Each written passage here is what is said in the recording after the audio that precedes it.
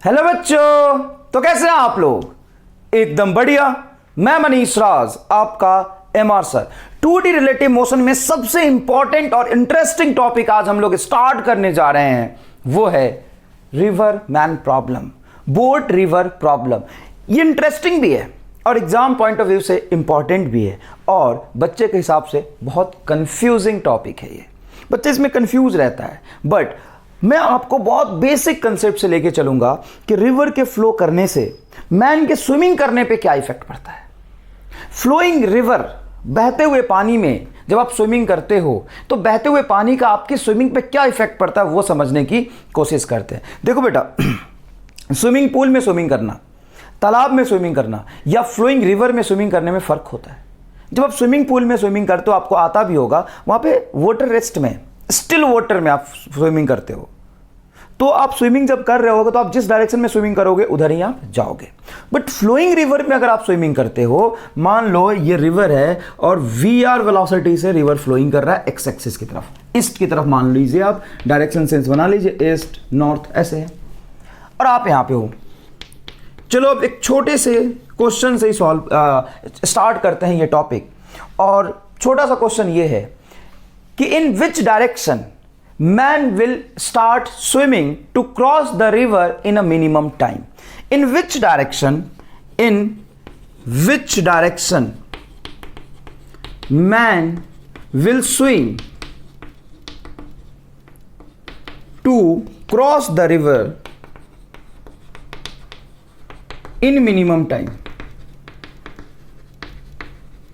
क्योंकि फिजिक्स तो बेटा इसमें बाद में आएगा, पहले तो ये बेसिक लॉजिकल सवाल है, ये आपके डेली लाइफ से रिलेटेड है। जब भी आप पानी में मान लिए कूद गए फ्लोइंग रिवर में और रिवर आगे की तरफ फ्लो कर रहा है, तो मिनिमम टाइम में रिवर को क्रॉस करने के लिए किस डायरेक्शन में आप स्विमिंग करोगे, स्विमिंग करते हुए दिखाई कहां दोगे ग्राउंड से, वो एक अलग सवाल है। ऐसा नहीं कि सर ये आदमी इधर जाता हुआ दिखाई देगा, वो आदमी नहीं है, तुम कूदो और बताओ किस डायरेक्शन में तुम लगातार स्विमिंग के एफर्ट करोगे, किस डायरेक्शन में तुम स्विमिंग करते रहोगे मिनिमम टाइम में रिवर को क्रॉस करने के लिए। 90% बच्चा जवाब देता है सर इस डायरेक्शन में, गलत है। 10% बच्चा जवाब देता है सर इस डायरेक्शन में, गलत है। क्या बात कर रहे हो सर, फिर कहां? इधर, थर्ड डायरेक्शन में। एग्जैक्टली फ्लोइंग रिवर के across, flowing river velocity of river के 90 डिग्री पे आदमी क्रॉस करेगा, रिवर को क्रॉस करने के लिए स्विमिंग स्टार्ट करेगा और लगातार अपना एफर्ट इसी डायरेक्शन में डालता रहेगा, इसी डायरेक्शन में मैन स्विमिंग करता रहेगा। ठीक है ना। अगर ये width of a river D है तो कितने टाइम में क्रॉस कर जाएगा? d/vm। ये जो टाइम होगा ना, ये मिनिमम पॉसिबल टाइम होगा d/vm। जिसको स्विमिंग करना आता भी है, नहीं आता उसका तो छोड़ो, जिसको स्विमिंग करना आता भी होगा तो अरे मास्टर गलत पढ़ा रहा है, कैसी बातें कर रहे हो सर, मिनिमम टाइम में अगर स्विमिंग क्रॉस करना है ना तो आदमी को इधर भागना पड़ेगा, एकदम गलत बोल रहे हो तुम। आदमी फ्लोइंग ऑफ द रिवर के फ्लो के डायरेक्शंस के 90 degree cross the river swimming करेगा। ऐसा क्यों? तो ऐसा सुनो, मैं समझाता हूँ। रिवर को क्रॉस करने के लिए आदमी को कहाँ जाना है? आदमी को जाना है इस डायरेक्शन में। ऐसे समझो कि ये y है और ये x है, ये xy प्लेन में रिवर है। रिवर के फ्लो का डायरेक्शन किधर है? x एक्सिस में। रिवर की वेलोसिटी किधर है? x एक्सिस में। कभी तुमने रिवर ऐसा देखा है कि ये रिवर है और पानी ऐसे जा रहा है? अरे नहीं भाई, रिवर में पानी सीधा ही बहता है। तो ये तो बहुत आसान कंसेप्ट हो गया रिवर मैन प्रॉब्लम में कि रिवर का जो फ्लो होगा वो अलोंग द रिवर ही होगा। तो अलोंग द रिवर है रिवर का फ्लो, वी आर इधर है, तुम्हें नदी क्रॉस करने के लिए अक्रॉस द रिवर जाना है, अक्रॉस द रिवर तुम्हारे विड्थ डी क्रॉस करना है। तो ये जो वेलोसिटी ऑफ रिवर है ये क्या करेगा? सपोज ना एक्स एक्सिस के अलोंग जो वेलोसिटी है उसका इफेक्ट वाई एक्सिस के मोशन के अलोंग नहीं होगा। अगर आप रिवर क्रॉस करना चाहते हो तो अपनी वेलोसिटी vm पूरा का पूरा y एक्सिस में दो, तभी तो मिनिमम टाइम में रिवर क्रॉस कर पाओगे। एक बात बताओ, flow of river basic concept बताइए, समझ लो। फिजिक्स तो अभी धीरे धीरे समझाऊंगा, ये फिजिक्स है ही नहीं। एक बात बताओ, मैं तुम्हें फिजिक्स पढ़ाने की कोशिश कर रहा हूं क्या? नहीं, फिजिक्स पढ़ोगे तब तो मुश्किल लगेगा ना। मैं तो फिजिक्स पढ़ा ही नहीं रहा, मैं तो बस ये लॉजिकल बात बता रहा हूं। ये तो डेली लाइफ से रिलेटेड बातें हैं कि जो फ्लो ऑफ रिवर है, जो वेलोसिटी ऑफ रिवर है, flow of river will not support और oppose to cross the river. Cross the river, river को क्रॉस करने में flow of river will not support, ना तो सपोर्ट करेगा ना ही अपोज करेगा। ये एक्स एक्सिस की तरफ वेलोसिटी है क्या? एक्स एक्सिस की वेलोसिटी का फर्क वाई डायरेक्शन के मोशन में पड़ेगा क्या? रिवर क्रॉस करने के लिए तुम्हें कहां जाना है? वाई एक्सिस की तरफ, वाई एक्सिस की तरफ तुम्हें जाना है। तो क्या फ्लो ऑफ रिवर जो एक्स में है वो तुम्हें नदी क्रॉस करा देगा? तो सपोर्ट करेगा नदी क्रॉस करने में? अरे वेलोसिटी ऑफ रिवर तो तुम्हें नदी के क्रॉस थोड़ा सा खींच लेगा। ये नदी के फ्लो होने से जो वेलोसिटी ऑफ रिवर है वो तुम्हें आगे थोड़ा खींच लेगा, आगे अपने डायरेक्शन ऑफ मोशन के लॉन्ग थोड़ा खींच के लेके जाएगा। जैसे मान लो ट्रेन आगे जा रही है, ट्रेन में बैठ जाओगे तो आगे ले जाएगी। बस आगे जा रही है, बस में बैठ जाओ आगे ले जाएगी। कोई साइकिल से आगे जा रहा है, साइकिल में बैठ जाओ आगे ले जाएगा। रिवर फ्लो कर रहा है, रिवर में कूद जाओ, स्विमिंग ना करो तो रिवर के साथ आगे बह जाओगे। तो आगे क्यों बह गए? क्या तुम जाना चाहते थे? नहीं, रिवर ले गया। तो रिवर का क्या इंटेंशन है? रिवर तुमको अपने फ्लो की डायरेक्शन में थोड़ा सा खींच लेगा, बहा लेगा, लेकिन इस डायरेक्शन में जाने से रोकेगा नहीं। अरे भाई, एक्स एक्सिस की तरफ इसकी वेलोसिटी है, तो ज्यादा से ज्यादा क्या कर सकता है? ये अपनी तरफ फ्लो करा सकता है। रिवर की औकात नहीं है कि ये तुम्हें रिवर क्रॉस करने से रोक ले, और ना ही रिवर तुम्हें रिवर को क्रॉस करने में मदद करेगा। ये क्या कर रहा है? ये तुम्हें थोड़ा डिस्ट्रैक्ट कर रहा है, और ये डिस्ट्रैक्शन असल में डिस्ट्रैक्शन है ही नहीं, ये तो तुम्हें एक्स में बहा के लेके जाएगा। और एक्स एक्सिस का मोशन का फर्क वाई एक्सिस पे थोड़ी ना पड़ता है। अगर तुम्हें रिवर क्रॉस करना है तो रफ्तार में अपनी वेलोसिटी पूरी जान लगा के जाओ। मतलब रिवर अपने दम पे पार की जाती है। अगर मैं ऐसा लिख दूं तो इसमें कोई गलत नहीं होगा। रिवर अपने अपने अपने दम, अपना दम तेरा वीएम है, दम पर पार किया जाता है। मतलब पार मतलब क्रॉस ले, क्रॉस किया जाता है। रिवर को क्रॉस करने में फ्लो ऑफ रिवर ना तो सपोर्ट करेगा ना तो अपोज करेगा। बहुत ईमानदारी से बताओ समझ आया कि नहीं है? चलो एक और काम करते हैं, मैं आपको लॉजिकली समझाता हूं। मान लो तुम इस डायरेक्शन में गए तो ये तेरा वीएम है। अब बताओ, एक वीएम का कंपोनेंट होगा, मान लो ये एंगल थीटा है पीछे, इस वीएम का एक कंपोनेंट होगा पीछे जो रिवर के फ्लो के अगेंस्ट होगा। इसको कहते हैं upstream, opposite to the direction of flow of river. इस तरफ भागने की कोशिश कर रहे हो वीएम के कंपोनेंट से, और एक वीएम का कंपोनेंट ऊपर जाएगा क्रॉस द रिवर, जो आपको रिवर क्रॉस कराने में मदद करेगा। तो ये जो कंपोनेंट है, ऑब्वियस सी बात है, वीएम का कंपोनेंट है तो वीएम से तो कम होगा, तो वेलोसिटी कम होगी तो टाइम ज़्यादा लगेगा।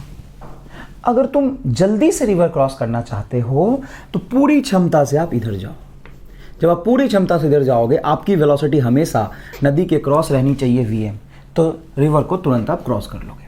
अब आपके मन में सवाल होगा, सर ये तो इधर जाएगा, लेकिन क्या असल में इधर ही जाएगा क्या? नहीं, रिवर की वजह से थोड़ा सा आगे भी खिंच जाएगा, तो ये इस लाइन पे जाता हुआ दिखेगा, लेकिन इस लाइन पे स्विमिंग नहीं कर रहा था।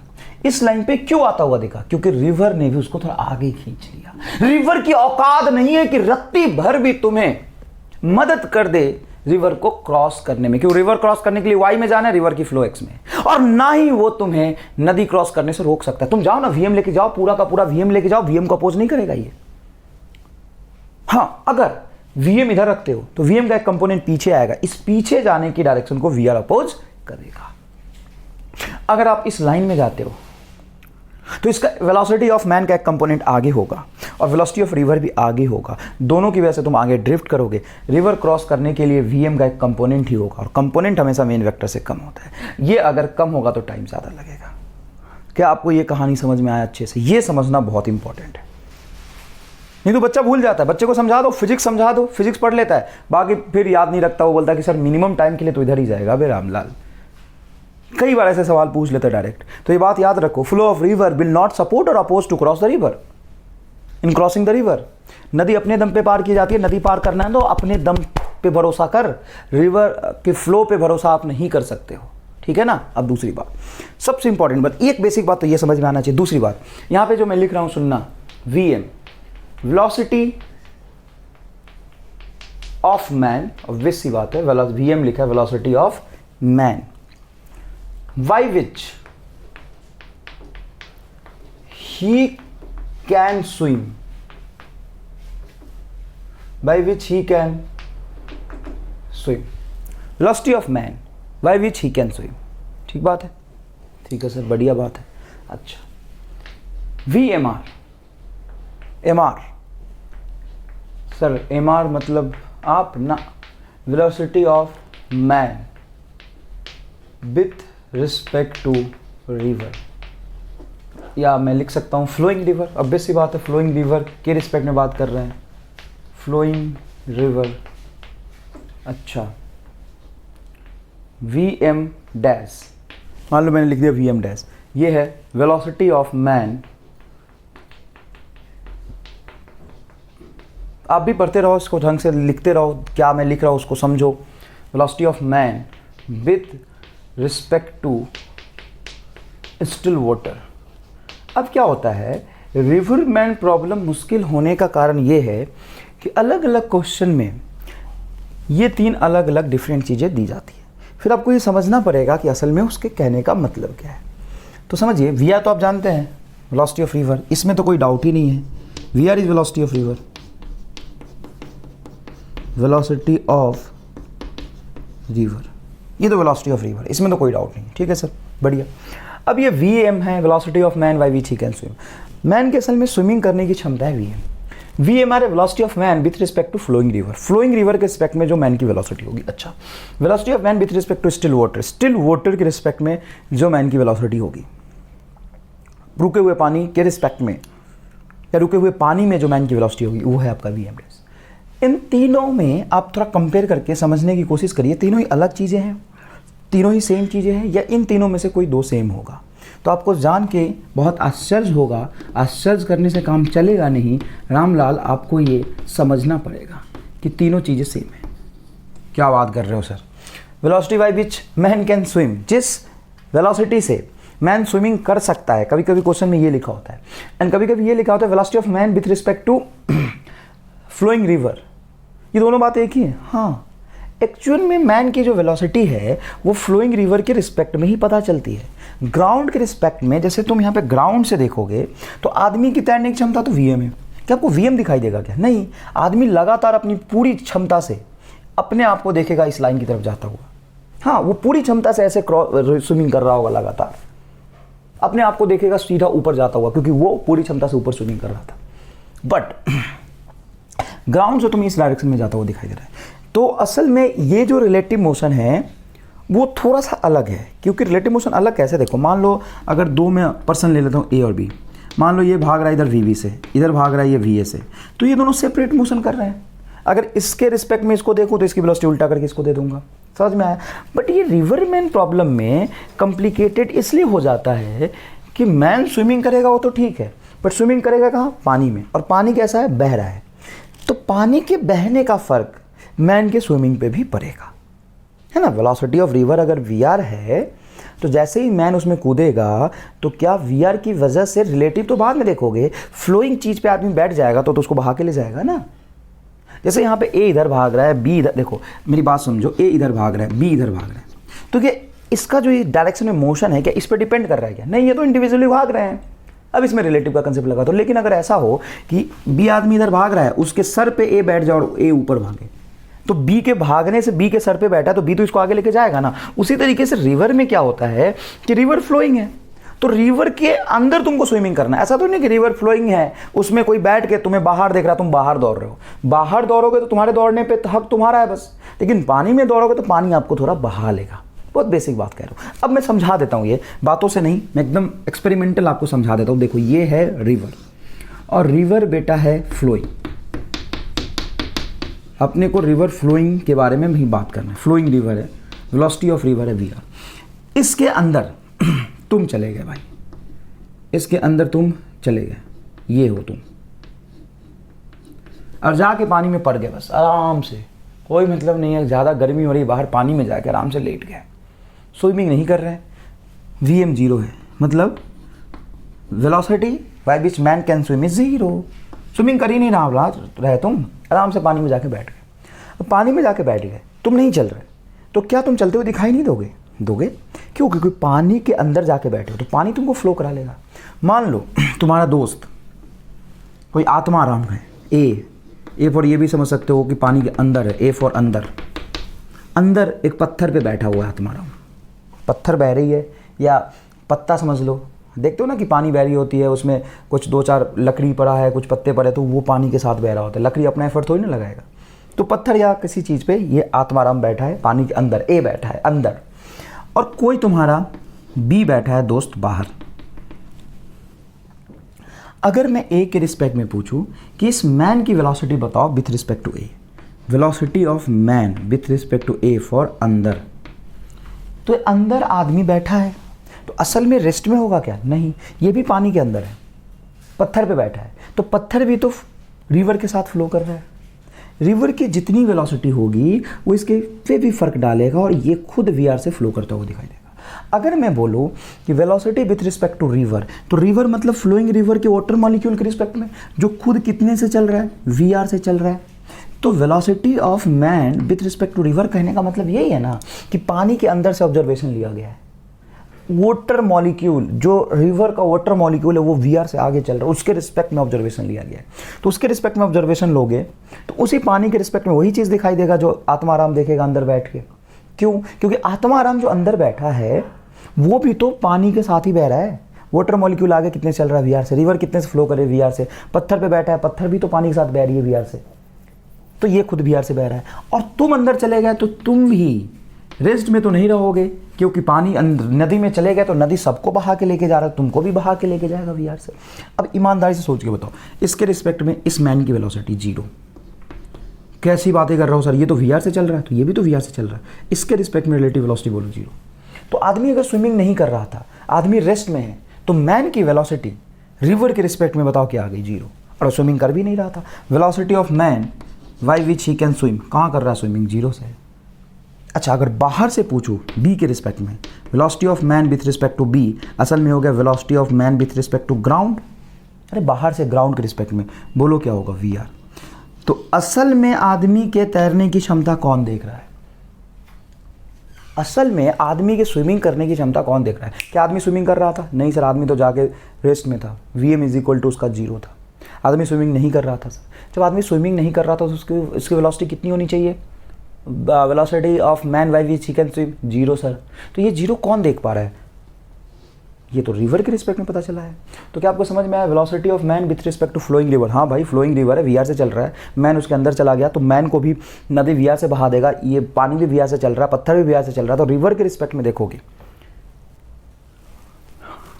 तो मैन को रेस्ट में देखेगा। और मैन असल में स्विमिंग नहीं कर रहा था, रेस्ट में था, तो रिवर के रिस्पेक्ट में पता चली। तो velocity of man by which he can swim and velocity of man with respect to flowing river एक ही बात होता है। और दूसरी बात, with respect to flowing river मतलब फ्लोइंग रिवर तुम्हारा ऑब्जर्वर है, और ऑब्जर्वर अपने आप को कैसा मानता है? रेस्ट में। ऑब्जर्वर अपने आप को कैसा मानता है? रेस्ट में। अब ये पानी रुका हुआ होता और तुम भी नहीं स्विमिंग कर रहे थे, पानी रुका हुआ होता, तो रुके हुए पानी के रिस्पेक्ट में आदमी भी रुका हुआ दिखाई देता, वेलोसिटी क्या हो जाता? 0। अब चलो दूसरा केस डिस्कस करूंगा, तुम्हें समझ आ जाएगा। अब तुम यहाँ पे स्विमिंग करने लगे वीएम से। अब तुम्हारा एफर्ट है कि तुम वीएम से स्विमिंग कर रहे हो, लगातार ऐसे ऐसे हाथ पैर मार रहे हो, स्विमिंग कर रहे हो वीएम से। किससे स्विमिंग कर रहे हो बेटा? वीएम से स्विमिंग कर रहे हो। ठीक है, चलो। अब नदी भी तो आगे फ्लो कर रही थी, तो वीएम प्लस वीआर का इफेक्ट भी तुम पे पड़ेगा और तुम आगे जाते हुए दिखाई दोगे वीएम प्लस वीआर से। लेकिन जो अंदर है वो खुद जो वीआर से चल रहा है, या वाटर मॉलिक्यूल जो खुद आगे वीआर से चल रहा है, उसके रिस्पेक्ट में अगर तुम्हारी वेलोसिटी देखी जाए, उसके रिस्पेक्ट में अगर तुम्हारी वेलोसिटी देखी जाए, velocity of man with respect to river, तो ये क्या आएगा? वीएम आएगा सर। क्यों? देखो अच्छे से, नदी में तुम कितने से तैर रहे थे? वीएम से। नदी के फ्लो का प्रभाव भी आप पे पड़ेगा, प्लस वीएम ऐड हो जाएगा। अरे नदी तो बह रहा है, बहते हुए नदी में कूद जाओगे तो अपने साथ बहा लेगा, और तुम खुद भी बीएम से तैरने की कोशिश कर रहे थे, तो तुम्हारा नेट स्पीड जो ग्राउंड से देखा जाएगा, velocity of man with respect to ground, ground से बाहर से, या velocity of man with respect to बाहर, वो इज वीएम प्लस वीआर होगा। वो क्या होगा? वो वीएम प्लस वीआर होगा, velocity of man plus velocity of river. तो बाहर से असल में क्या दिखाई देता है? बाहर से ये दिखाई देता है, क्योंकि बाहर वाला आदमी तो ग्राउंड पे रेस्ट में बैठा हुआ, आराम से ऐसे बैठा है, वो किसी अंदर को देखेगा तो पानी को भी आगे जाता हुआ दिखाई देगा वीआर से, पानी को भी देखेगा आगे जाता हुआ वीआर से, पत्थर पड़ा होगा उसको भी आगे जाता हुआ देखेगा वीआर से, आदमी जा रहा होगा उसको भी देखेगा वीआर से। और पत्थर तो अपना एफर्ट नहीं डाल सकता, वाटर मॉलिक्यूल तो वीआर से चल रहा है, आदमी तैरना शुरू कर दिया वीएम से, तो बाहर बैठे हुए आदमी को दिखाई देगा वीएम प्लस वीआर। तो बाहर बैठे हुए आदमी को असल में क्या दिखाई देता है? सच्चाई। असल में मैन की जो सच्चाई है, आदमी की जो असलियत है, वो कौन देख पाएगा? जो पानी के अंदर बैठा हो, वो वाटर मॉलिक्यूल के रिस्पेक्ट में उसकी सच्चाई दिखाई देगी। असल में ये तीनों चीज़ें एक ही बात है। तो सबसे बड़ा कन्फ्यूज़न यहाँ पे बच्चों को जो होता है वो आपका दूर हो जाना चाहिए। अगर सवाल में लिखा है velocity of man with respect to river, velocity of man with respect to flowing river, velocity of man with respect to still river, या velocity of man by which he can swim, सब एक ही बात है। सब आदमी के तैरने की क्षमता को ही बताता है। Velocity of man with respect to river, अरे वही जिससे मैन आदमी स्विमिंग कर रहा है। रिवर के रिस्पेक्ट में यहाँ देखो आदमी नहीं तैर रहा था, रिवर के रिस्पेक्ट में रिवर वीआर से जा रहा है, आदमी नहीं तैर रहा तो रिवर तो फ्लो करा ही लेगा उसको। तो आदमी के रिस्पेक्ट में जो अंदर है, रिवर के रिस्पेक्ट में जो अंदर है, वो इसको कैसा देखेगा? रेस्ट में, क्योंकि स्विमिंग नहीं कर रहा। अगर ये स्विमिंग कर रहा है वीएम से, तो रिवर के रिस्पेक्ट में इसकी वेलोसिटी कितनी दिखाई देगी? वीएम। तो असल में रिवर के रिस्पेक्ट में वही वेलोसिटी होती है जिससे आदमी असल में स्विमिंग कर रहा होता है। बाहर से देखोगे तो नेट इफेक्ट आपको दोनों मिला के दिखाई देगा। क्या आपको ये कहानी समझ में आया? तो ये दो चीज़ें आपके लिए बहुत ज़रूरी है। स्क्रीन पॉज करके लिखिए। आइए रिवर मैन प्रॉब्लम का फर्स्ट केस देखते हैं। मिनिमम टाइम, ये मैन यहां पे फ्लोइंग रिवर में कूद जाता है रिवर को क्रॉस करने के लिए इन अ मिनिमम टाइम। तो मैंने आपको कंसेप्ट समझा दिया है। ये डी विड्थ का मान लीजिए कि रिवर है, विड्थ क्या है रिवर का? डी। अब यहां से ये मैन रिवर को मिनिमम टाइम में क्रॉस करना चाहता है। तो फिर भी अगर आपको भरोसा नहीं है जो मैंने आपको फिजिकली समझाया, तो उसको और अच्छे से मैथमेटिकली समझना चाहते हैं तो दौड़ा दीजिए आदमी को इधर वीएम डायरेक्शन, वीएम इधर दौड़ा दीजिए, इधर दौड़ा दीजिए, कोई दिक्कत नहीं है, थीटा एंगल पे। अब एक बात बताइए कि अगर मैन लगातार इस डायरेक्शन में स्विमिंग कर रहा होगा तो मैन की वेलोसिटी का दो कंपोनेंट होगा, ये होगा वीएम साइन थीटा और ऊपर होगा वीएम कॉस थीटा। ईमानदारी से बताइए, ये है वीएम, ये है वीआर, ये है वीएम साइन थीटा और ये है वीएम कॉस थीटा। रिवर को क्रॉस करने में कौन सी वेलोसिटी मैन की मदद कर रहा है, या मैन किस वेलोसिटी से रिवर को क्रॉस कर रहा है?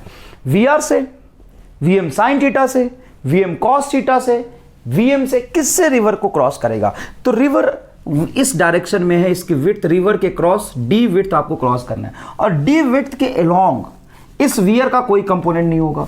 वीएम साइन थीटा इधर है, वीएम इधर है, वीएम कॉस थीटा उधर है। इस वीएम का ही दो कंपोनेंट है, ऊपर और नीचे। वीएम कॉस थीटा ही इसको रिवर क्रॉस कराएगा। तो टाइम इज इक्वल टू लिखेंगे width D divided by VM cos theta.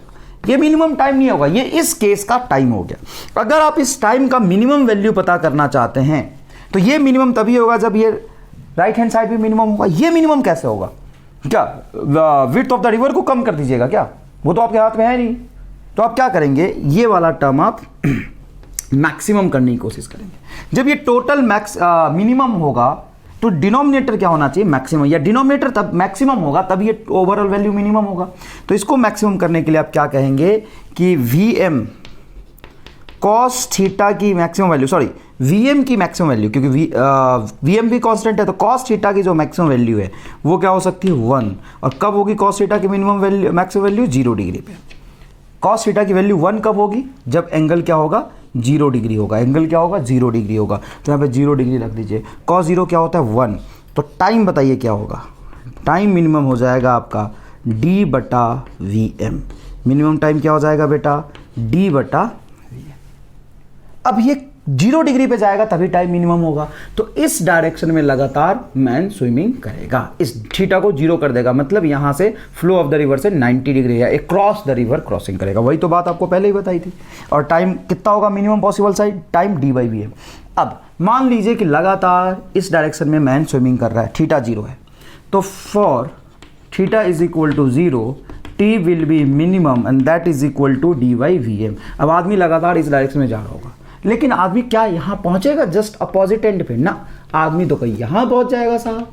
क्यों सर, यहां क्यों पहुंच जाएगा? क्योंकि फ्लो ऑफ द रिवर भी तो आगे है। तो ये होगा इसका ड्रिफ्ट। रिवर के क्रॉस जो आगे फिसल के चला जाएगा वो है उसका ड्रिफ्ट। और ड्रिफ्ट की वैल्यू कितनी हो जाएगी साहब? तो ड्रिफ्ट हो जाएगी एक्स एक्सिस की वेलोसिटी एक्स एक्सिस की वेलोसिटी वी आर इंटू इतने टाइम में यहाँ से यहाँ तक पहुँचेगा, तो ये वेलोसिटी इंटू टाइम हो गया ड्रिफ्ट। तो ड्रिफ्ट इज इक्वल टू हो जाएगा वी आर और टाइम मिनिमम, क्योंकि मिनिमम टाइम के लिए ही आप ड्रिफ्ट देख रहे थे। मिनिमम टाइम होता है डी बाई वी एम, यहाँ पर रख दीजिएगा आप डी बाई वी एम। तो कभी कभी आपसे पूछ सकता है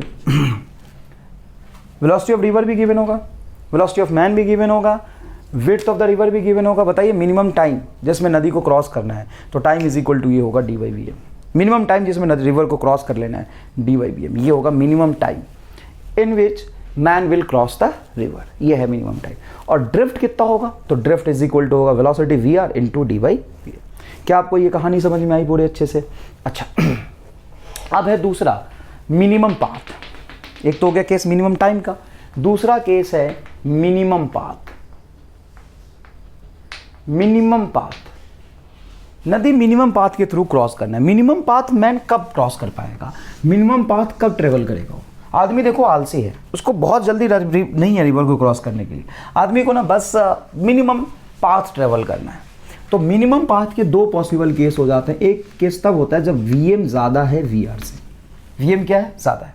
तो देखो अब आदमी अगर यहाँ तैरने की कोशिश करता है तो असल में वो ये पाथ ट्रेवल करेगा कि खुद की वेलोसिटी से आगे जाएगा, रिवर की वेलोसिटी से, खुद की वेलोसिटी से क्रॉस द रिवर जाएगा बाबू, और रिवर की वेलोसिटी से आगे फिसल जाएगा। तो ये पाथ ट्रेवल करेगा, इसको मिनिमम करना चाहता है। तो मिनिमम करने के लिए मैन कुछ इस डायरेक्शन में भागेगा, वर्टिकल से क्रॉस द रिवर से थीटा एंगल में। अब इस वीएम का दो कंपोनेंट होगा, एक होगा पीछे की तरफ वीएम साइन थीटा। क्या होगा बेटा? वीएम साइन थीटा, और इसके क्रॉस होगा वीएम कॉस थीटा। ये क्या होगा बेटा? वीएम कॉस थीटा, और ये है विड्थ डी। अब इस बात की क्या गारंटी है कि इसका पाथ मिनिमम हो? तो इसका पाथ मिनिमम हो जाएगा अगर ये इस लाइन के क्रॉस चलता हुआ दिखाई देगा, इसी लाइन के क्रॉस इफेक्टिवली चलता हुआ दिखाई देगा। वेलोसिटी ऑफ रिवर है वी आर। इस लाइन के क्रॉस चलता हुआ कब दिखाई देगा? जब V M sine theta exactly V R के बराबर हो जाए। अगर V M sine theta V R के बराबर हो गया तो मैन का इंटेंशन है पीछे जाने का, ये वीएम साइन थीटा से, और रिवर को क्रॉस करने का वीएम कॉस थीटा से। अब ये वीएम साइन थीटा से पीछे जा रहा है और रिवर उसको आगे खींच रहा है। तो रिवर जितना आगे खींचना चाहता है, मैन पीछे जाके उसके वेलोसिटी को, नेट वेलोसिटी को न्यूट्रलाइज करना चाहता है एक्स एक्सिस में। मिनिमम पाथ मतलब यहां से मैन कूदा था नदी में और जस्ट अपोजिट एंड पे पहुंच गया, मतलब aiming to reach the opposite corner of the river, just opposite end of river, end of river, just opposite end of the river. Just यहां से चला और यहां पे पहुंच गया, just opposite end of the river. यहां से चल के डायरेक्टली यहां पे पहुंचने के लिए वो क्या करेगा, किसी इस अक्रॉस द रिवर से कुछ वीएम थीटा एंगल पे वीएम वेलोसिटी से स्विमिंग करेगा। अब इस वीएम का कंपोनेंट पीछे की तरफ VM sine theta exactly VR के बराबर होना चाहिए, और ये तभी होगा जब वीएम वीआर से ज्यादा हो। क्योंकि मान लो ये वीएम है और ये वीआर, ये अगर कम हो गया तो इसका कंपोनेंट और भी कम हो जाएगा, वीआर के बराबर नहीं होगा। एक केस मान लेते हैं कि मान लो वीआर 10 किलोमीटर बराबर है और ये है आपका मान लीजिए 8, तो 8 का कंपोनेंट लोगे तो ये 6 ही आएगा, कम ही आएगा। अब रिवर उसको 10 से आगे खींच रही है, आदमी पीछे 6 से तैरने की कोशिश कर रहा है, तो अब सी बात है कि रिवर उसको आगे फ्लो करा लेगा। आदमी just opposite end of the river पे नहीं पहुंचेगा, कहीं आगे पहुंच जाएगा। समझ में आया? तो just opposite end of the river पे पहुंच पाए उसके लिए इसके वेलोसिटी का पीछे की तरफ जो कंपोनेंट होना चाहिए इसके बराबर होना चाहिए। मान लो ये भी 10 है, ये भी 10 है, पूरी क्षमता से आदमी पीछे भागा और रिवर उसको आगे की तरफ 10 से लेके जाना चाहती है। बताओ 1 घंटे बाद आदमी कहाँ पाया जाएगा? इसी जगह पे हाथ पैर मारता हुआ। क्यों? क्योंकि आदमी पूरी क्षमता से रिवर को अपोज करना चाहता है। आदमी की तैरने की क्षमता 10, तो 10 से पीछे जाना चाहता है और रिवर उसको 10 से आगे बहाना चाहता है, तो आदमी 1 घंटे बाद भी यही पाया जाएगा। तो ये तो फील आ गया आपको कि अगर मैन की वेलोसिटी ज़्यादा है तभी संभव है कि just opposite end of the river पे वो पहुंच पाए। ठीक है भाई? अब देखो वीएम साइन थीटा अगर वीआर के बराबर हो गया तो ड्रिफ्ट अलोंग एक्स एक्सिस क्या हो जाएगा? एक्स एक्सिस के अलोंग ड्रिफ्ट क्या हो जाएगा? रिवर के अलोंग ड्रिफ्ट क्या हो जाएगा? 0। सर जीरो कैसे? अरे भाई जितने वेलोसिटी से रिवर्स को आगे खींचना चाहता है मैन उतनी वेलोसिटी से उसको अपोज कर गया, तो यहाँ से sine theta is equal to क्या हो जाएगा, ये हो जाएगा V R by V M. एक और मैथमेटिकल प्रूफ कि V M must be greater than V R, नहीं तो ये गलत हो जाएगा। कैसे कैसे मैथमेटिकल प्रूफ हो गया? क्योंकि साइन थीटा हमेशा एक से कम या एक के बराबर होता है, तो या इसके बराबर हो जाएगा तो पीछे ही जाता जाएगा, समझ ही नहीं आएगा उसको। तो वी एम जब ज़्यादा होगा तभी यहाँ पे डिनोमिनेटर ज़्यादा होगा, साइन थीटा एक से कम आएगा। क्या आपको ये कहानी समझ आया? अच्छा, उस केस में इसको टाइम कितना लगेगा? तो टाइम इज इक्वल टू हो जाएगा विड्थ डी, ये डी स्मॉल डी चाहो तो रख लो, स्मॉल डी लिखा है तो, बटा वी एम कॉस थीटा, बटा वी एम कॉस थीटा। ये टाइम लगेगा और ये टाइम मिनिमम नहीं होगा बट पाथ मिनिमम है, पाथ मिनिमम है। आपको कैसे पता मिनिमम पाथ है? क्योंकि V M sine theta is equal to V R है। तो ये लॉजिक आपको याद रखना पड़ेगा कि if V M sine theta is equal to V R, और उस केस में देखो जस्ट अपोजिट एंड पे पहुंच गया। If V M is less than V R, river का फ्लो बहुत ज़्यादा तेज है, रिवर की फ्लो हाई है, river is flowing with a high speed, ठीक है बेटा, river is flowing with a high speed, but river is flowing with a high speed. तो इस केस में जस्ट अपोजिट कॉर्नर पे पहुंचना पॉसिबल नहीं होगा। तो क्या इस केस में पाथ मिनिमम कैसे करेगा? तो पाथ मिनिमम करने के लिए अभी वी मैन तो कुछ इसी डायरेक्शन में भागेगा, V M at an angle theta, at an angle theta. अगर ये थीटा अक्रॉस द रिवर है तो फ्लो ऑफ द रिवर से कितना एंगल हो जाएगा? इसमें भी फ्लो ऑफ द रिवर से एंगल पूछते हैं, from flow of river, flow of river. तो फ्लो ऑफ रिवर के लिए क्या हो जाएगा? 90 plus theta. Angle from flow of river ये 90 डिग्री है, तो ये याद रखिएगा, ठीक है ना। तो वी एम इधर देखिए क्या होगा, वेलोसिटी का component V M sine theta, ठीक है साहब। और इस तरफ क्या होगा? तो इस तरफ होगा sir V M cos theta. अगर मैं बोलूँ कि ये तुम्हारा विड्थ है डी, तो टाइम कितना लगेगा? तो टाइम लगेगा डी बटा वी एम कॉस थीटा, ये लग जाएगा time to cross the river. इतने टाइम में वो रिवर को क्रॉस कर लेगा, D by V M cos theta time में। Time is equal to D by V M cos theta लगेगा, इस रिवर को क्रॉस कर लेगा बहुत आसानी से। अच्छा, ड्रिफ्ट कितना मिल जाएगा इसको? ड्रिफ्ट इस एक्सिस के लॉन्ग जो ड्रिफ्ट होगा, तो ड्रिफ्ट इज इक्वल टू होगा टाइम इनटू इस डायरेक्शन के लॉन्ग वेलोसिटी। इस डायरेक्शन के लॉन्ग वेलोसिटी होगा V R V M sine theta, V R minus V M sine theta, पीछे है बेटा V M sine theta into ये टाइम टी। तो ड्रिफ्ट यहाँ पे टाइम की वैल्यू रख देंगे तो ये हो जाएगा V R minus V M sine theta into time की वैल्यू बताइए क्या लिखेंगे? D by V M cos theta, D by V M cos theta. इसको अंदर लेके जाएंगे और आप चाहते हैं कि पाथ मिनिमम हो, तो मिनिमम पाथ कब पॉसिबल है? मिनिमम पाथ कब पॉसिबल है? क्योंकि ऑब्जेक्ट कोई भी पर्सन यहाँ से जब यहाँ तक स्विमिंग करके जाएगा तो ऑब्वियस सी बात है ये डिस्टेंस तो कवर करेगा ही रिवर को क्रॉस करने के लिए, तो इसको तो मिनिमम कर नहीं सकते। एक्स एक्सिस के डिस्प्लेसमेंट को मिनिमम करेंगे। मान लो यहाँ से स्विमिंग करना, यहाँ पे तो नहीं पहुँच पाएगा क्योंकि वी आर ज़्यादा है, तो कहीं यहाँ पहुँचेगा, यहाँ पहुँचेगा और इस पाथ को मिनिमम करना चाहता हूँ तो इसको तो कुछ कर ही नहीं सकता, तो मैं डी को ड्रिफ्ट को मिनिमम करना चाहूँगा।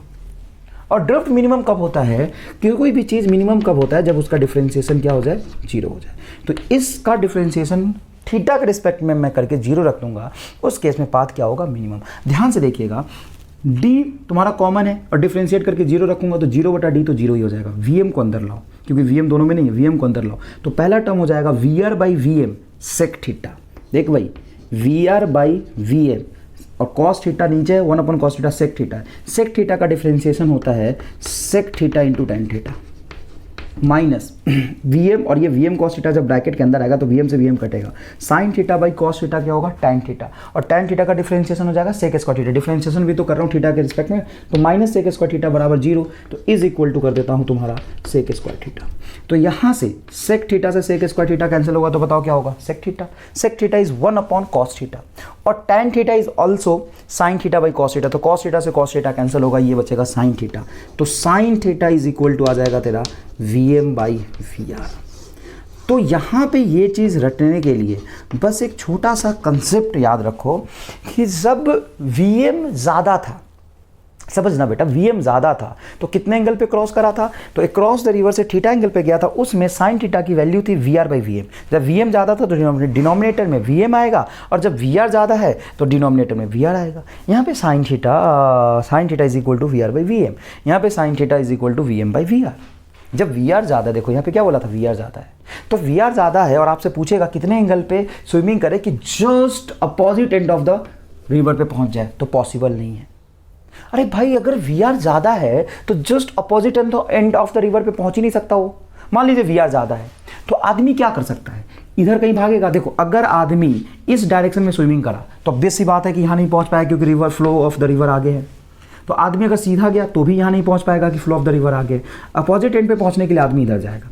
अब इसके वेलोसिटी का दो कंपोनेंट होगा, एक पीछे एक ऊपर। अब पीछे कंपोनेंट लोगे, अगर ये कंपोनेंट वीआर आपका ज़्यादा है, वीएम कम है, तो वीएम का कंपोनेंट लोगे तो ऑब्वियसली बात है वीआर से कम होगा, और वीआर से कम होगा तो जस्ट अपोजिट एंड पे पहुंच नहीं पाएगा। तो ध्यान से रखिएगा, एक तो सवाल पूछते हैं मिनिमम पाथ का, और दूसरा क्वेश्चन पूछ लेते हैं at which angle man will swim to reach the opposite and.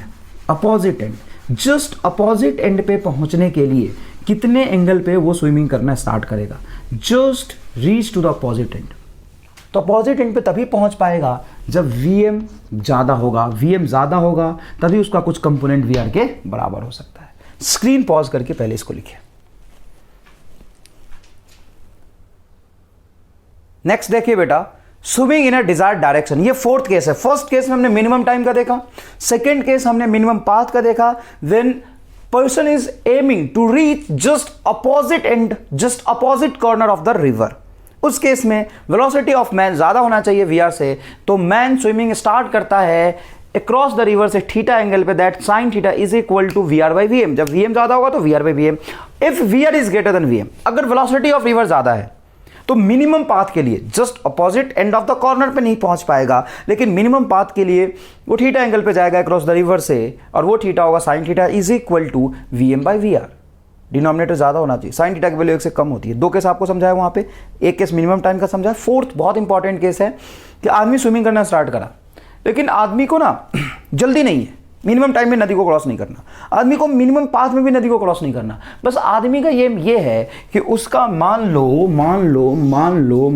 कि यहाँ उसका दोस्त बैठा है, वो लगातार अपने दोस्त को देखते हुए उसकी तरफ वही पहुँचना चाहता है। समझ में आया कि नहीं आया? ये देखो, ये रामलाल, ये यहां से स्विमिंग करना स्टार्ट करता है, यहां पे है वो। तो ऐसा तो नहीं कि यहां से पहले यहां जाएगा फिर स्विमिंग करना स्टार्ट करेगा, यही पे वो, और यहां पे उसका दोस्त है।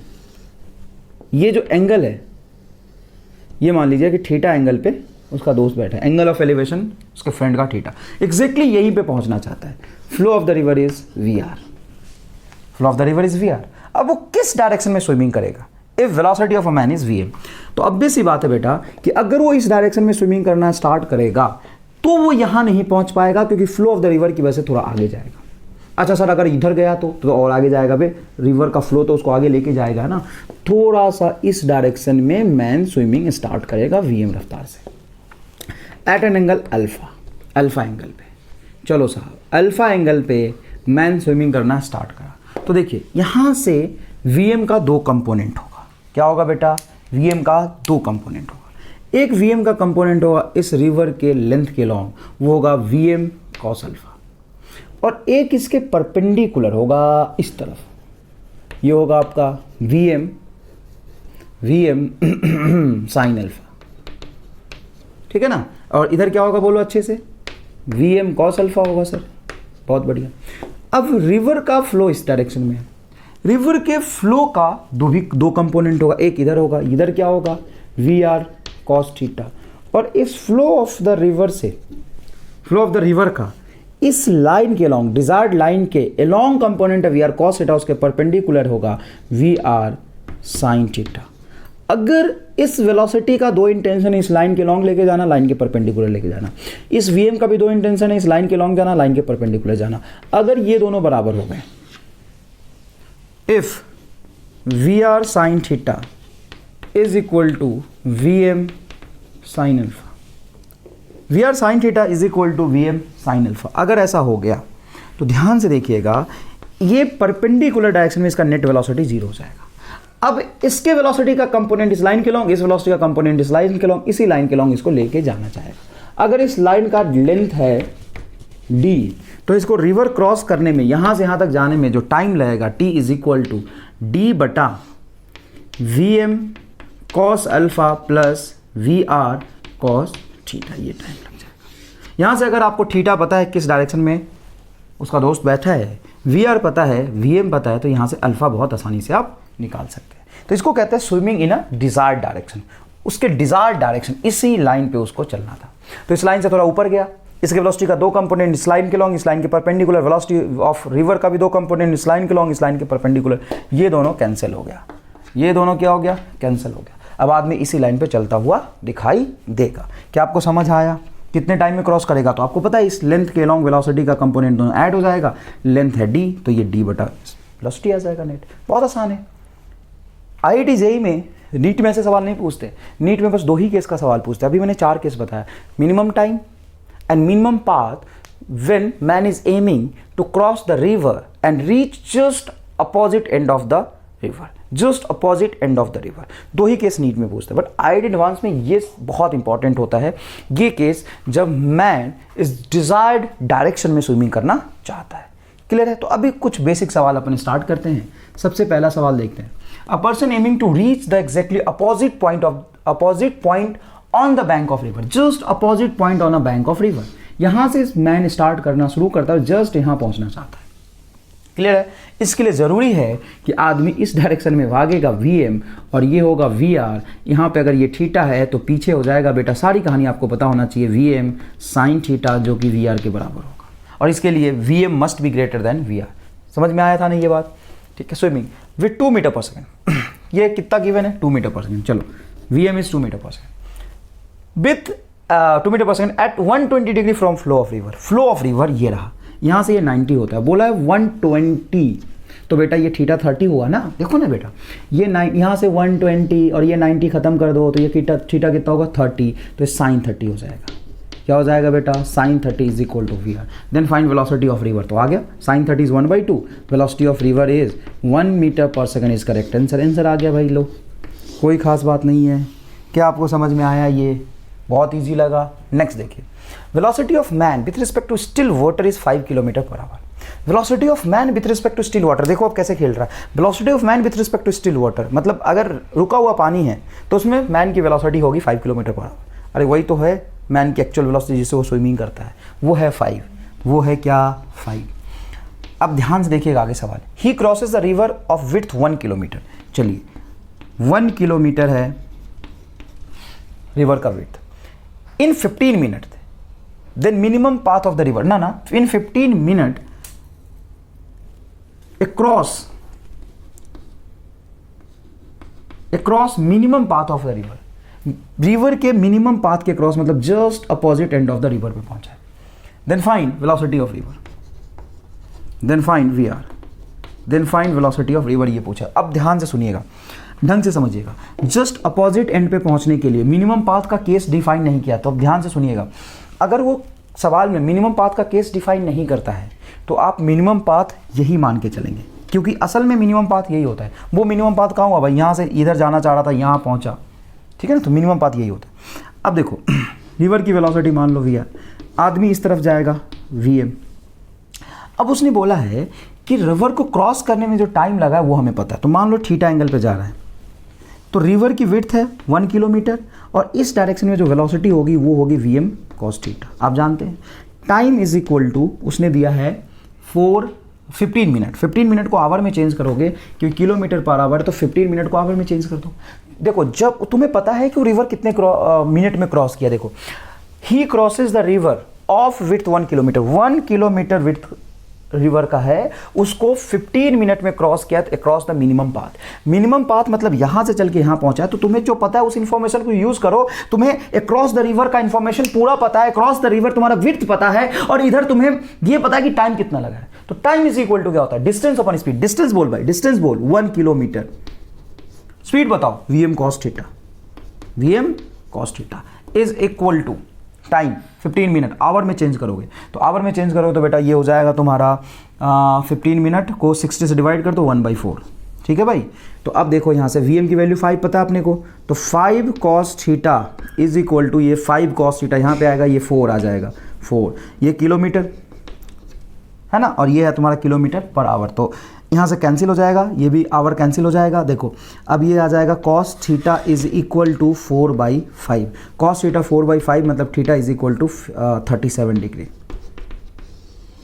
थीटा इज इक्वल टू क्या हो गया 37 डिग्री। तो ये अपने को पता होना चाहिए 37 डिग्री। अगर ये 37 है ये 5 है तो इसका ये वाला component Vm sine theta must be equal to VR। Vm की वैल्यू बोलो, Vm की वैल्यू बोलो, Vm की वैल्यू 5, साइन 37 बोलो 3/5 इज इक्वल टू क्या है VR है, 5 से 5 कैंसिल हो गया, VR इज इक्वल टू 3। तो वेलोसिटी ऑफ रिवर होगा 3 kilometre per our.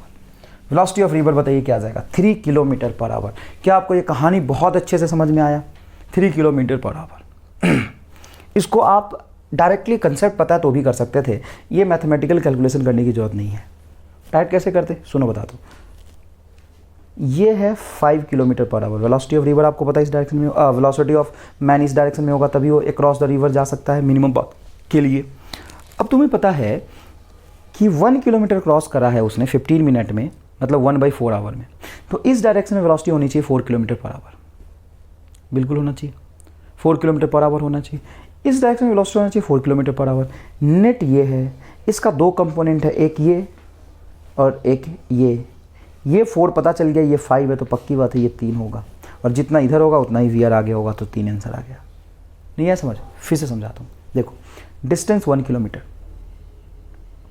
Distance upon time होता है स्पीड। टाइम बताओ, टाइम है 15 मिनट मतलब 1/4 hour. Distance 1 kilometre divided by 1/4, तो 4 ऊपर चल जाएगा, तो स्पीड हो गया 4 किलोमीटर पर आवर। मतलब मैन की इस तरफ कंपोनेंट होना चाहिए 4 और मैन की नेट वेलोसिटी है 5, तो ट्रायंगल बन रहा है भाई, ये कंपोनेंट ही तो है, तो ये होना चाहिए 3, और जितना मैन की वेलोसिटी पीछे होगा वेलोसिटी ऑफ रिवर उतना ही होना चाहिए, तो आंसर आ गया 3। तो इतना लंबा कैलकुलेशन आप पहली बार कर रहे हो इसलिए मैंने करके दिखाया है, वरना ये कैलकुलेशन करने की जरूरत मुझे नहीं थी, आसानी से सवाल सॉल्व कर सकते हैं। यहाँ पे क्वेश्चन देखिए बेटा, अच्छा सवाल है। Velocity of river is 2i cap plus 3j cap and man is swimming with velocity 5i cap plus j cap. Man जो स्विमिंग कर रहा है वो वेलोसिटी गिवन है 5i cap minus j cap. Man जिस वेलोसिटी से swimming कर रहा है वो गिवन है आपको 5i cap minus j cap. Then find velocity of man with respect to river. क्या बात कर रहा है, वेलोसिटी ऑफ, ऐसा सवाल पूछते हैं, हर बार पूछते हैं, ध्यान दीजिएगा प्लीज। वेलोसिटी ऑफ रिवर पता है आपको 2i cap plus 3j cap. Velocity of a river is 2i cap plus 3j cap and man is swimming with velocity 5i cap minus j cap. Then find velocity of man with respect to river.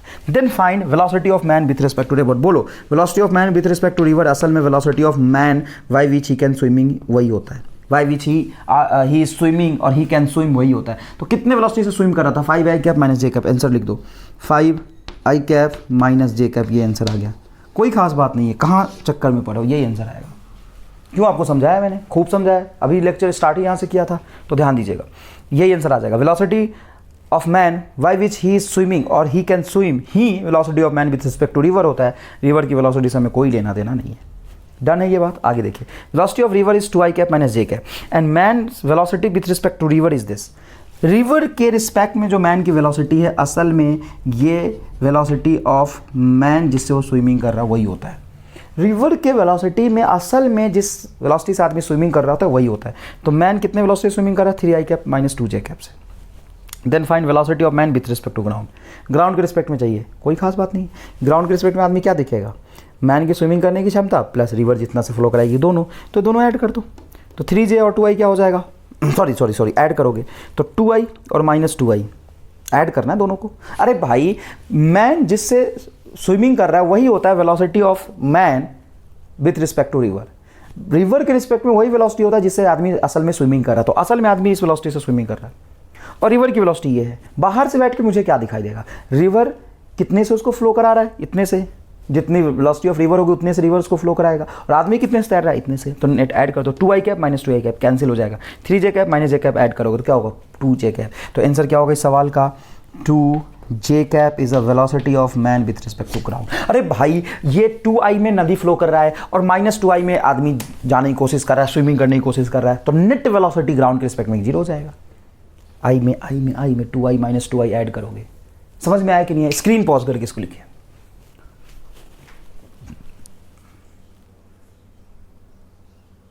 Next question देखिएगा बेटा, boat takes 2 hour to go 8 kilometre and comes back in a still water. देखो एक boat आगे गया to go 8 kilometre, 8 kilometre आगे गया और फिर वापस आ गया, तो टोटल कितना किलोमीटर गया? 16 किलोमीटर। बेटा यहाँ पे ये लैंग्वेज में बच्चे को फंसाने की कोशिश करते हैं, वो आपको ढंग से पढ़ना है। Boat takes 2 hour to go 8 kilometre and come back, 2 घंटे लगे उसको 8 किलोमीटर जाके वापस आने में। In a still water, water is not flowing. जब वाटर फ्लोइंग ही नहीं कर रहा है तो ग्राउंड में दौड़ो या पानी में तैरो, एक ही बात है। तो बेटा यहाँ से यहाँ तक टोटल कितना चला? 16 किलोमीटर। क्या रिवर का फ्लो अपोज और सपोर्ट कर रहा था? ना, वो तो फ्लो ही नहीं कर रहा। तो 16 किलोमीटर चलने में 2 आवर टाइम लिया है, 2 आवर। तो वेलोसिटी ऑफ बोट हो जाएगा बेटा 8 किलोमीटर पर आवर। क्या हो जाएगा? 8 किलोमीटर पर आवर। अब सुनिए, if water is flowing with 4 kilometre per our, then find time taken for going upstream. Upstream का मतलब होता है opposite to the direction of upstream, opposite, and downstream मतलब direction of flow of river. Upstream मतलब opposite to the flow of river. मान लो river इधर flow कर रहा है, रिवर इधर फ्लो कर रहा है, ठीक है बेटा। अपस्ट्रीम मतलब अपोजिट, यहां पे है बोट, यहां से चला 8 किलोमीटर। जब ये 8 किलोमीटर इस डायरेक्शन में जा रहा था तो ये था आपका velocity of boat, and river कितने से फ्लो कर रहा है? 4 किलोमीटर पर आवर से आगे। तो नेट कितने स्पीड से बोट पीछे जा पाएगा? बोट खुद तो जाना चाहता है 8 से, लेकिन रिवर उसको 4 से आगे लेके जाएगा, तो नेट स्पीड बेटा आपका 4 ही होगा। तो time is equal to distance 8 kilometre per hour divided by speed. बताइए स्पीड होगा, sorry distance 8 kilometre, I am sorry, distance अपन स्पीड हो जाएगा टाइम। तो डिस्टेंस 8 किलोमीटर और टाइम हो जाएगा आपका 4 किलोमीटर पर आवर, ठीक है ना, क्योंकि 8 से जाना चाह रहा है पीछे, लेकिन रिवर उसको 4 से आगे लेके जाएगा। प्लस अब यहाँ जाके वापस भी आना चाहता है, तो जब ये वापस आएगा तो आपका velocity of man plus velocity of river add हो जाएगा, क्योंकि मैन डाउन स्ट्रीम जा रहा है। आप देखो up stream of 8 kilometre and coming back, तो कमिंग बैक जब होगा तो velocity of river and velocity of man boat add हो जाएगा। वेलोसिटी ऑफ बोट है, सॉरी मैन नहीं है। तो बताओ कितना होगा? 4 एंड 8 12, तो ये हो जाएगा 8 kilometre divided by 12 kilometre per our. ये ऑलमोस्ट 40 मिनट के आसपास आ जाएगा, और ये आपका आ जाएगा 2 आवर। तो 2 hour 40 minute is a correct answer. एक बार सॉल्व कर लीजिए न्यूमेरिकली, आपको मैंने कंसेप्ट समझा दिया, ठीक है बेटा, डन से देख लीजिए। नेक्स्ट क्वेश्चन देखिएगा, बहुत इंपॉर्टेंट है। Boat moving towards east with velocity 4 metre per second with respect to river. River के रिस्पेक्ट में जाने का मतलब होता है असल में बोट अपनी क्षमता से 4 मीटर पर सेकंड ईस्ट की तरफ जा रहा है। ये velocity of boat with respect to river का मतलब होता है कि असल में बोट इतनी क्षमता से जा रहा था, और river is flowing 2 metre per second along north. North की तरफ रिवर फ्लो कर रहा है 2 मीटर पर सेकंड, ये वेलोसिटी ऑफ रिवर। तो ग्राउंड से किधर जाता हुआ दिखाई देगा? कहीं बीच में जाता हुआ। ये असल में बोट अपनी एफर्ट से जान लगा के जा रहा है, और रिवर ऊपर उसको लेके जाएगा अपना, रिवर अपनी जान लगाएगा, अपनी क्षमता से देखेगा, ठीक है ना। चलो ये कहानी। अब बात सुनो। And wind is blowing towards north.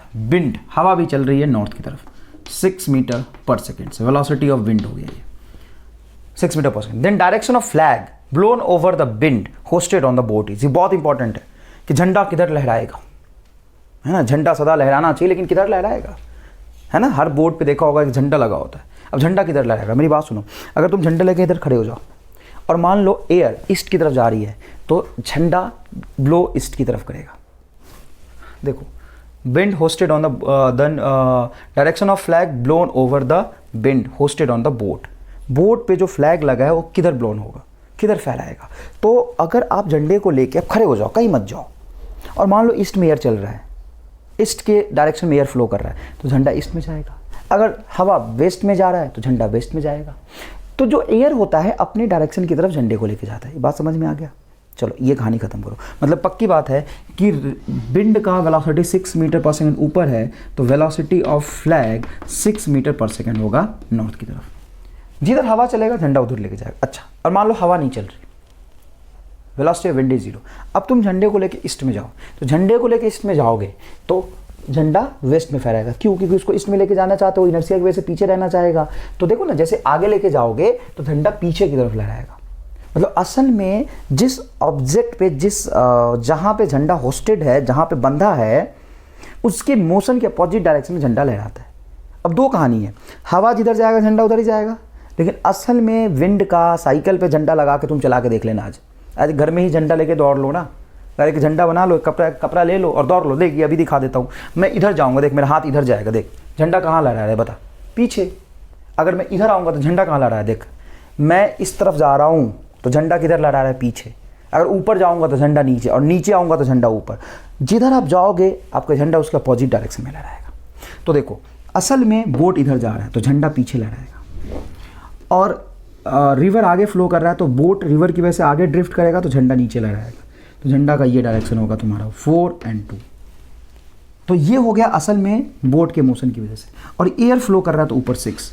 अब नेट वेलोसिटी अगर आपको देखना है तो ढंग से देखिए, वेस्ट में आपका 4 और 6 नॉर्थ एंड 2 साउथ, तो नेट स्पीड कितना आ जाएगा 4 नॉर्थ, अरे 6 ऊपर 2 नीचे तो 4 ही आएगा, 4 नॉर्थ 4 वेस्ट। तो फ्लैग का जो आंसर होगा वो होगा आपका नॉर्थ वेस्ट के बीच में, ये है करेक्ट आंसर। एकदम लॉजिकल सवाल है, कोई न्यूमेरिकल एनालिसिस यहाँ पे नहीं है। स्क्रीन पॉज करके इसको लिखिए, बहुत बढ़िया सवाल है।